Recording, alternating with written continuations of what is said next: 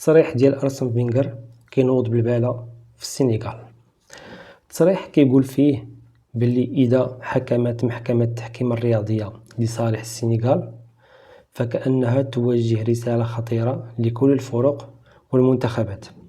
يمكنكم التوقف عن اللعب لمدة 15 دقيقة عندما تفلت المباراة من أيديكم ثم تعودون وتفوزون. هذا أمر غير مقبول وسيشجع على الفوضى. لهذا أنا واثق أن محكمة طاس ستضع حدا نهائيا لهذا العبث. طاس معروفة بصرامتها في مثل هذه القضايا ولن تسمح بتكرار هذه المهزلة مرة أخرى. أنا متأكد بنسبة 100% أن العدالة ستنتصر وأن المغرب هو البطل الحقيقي.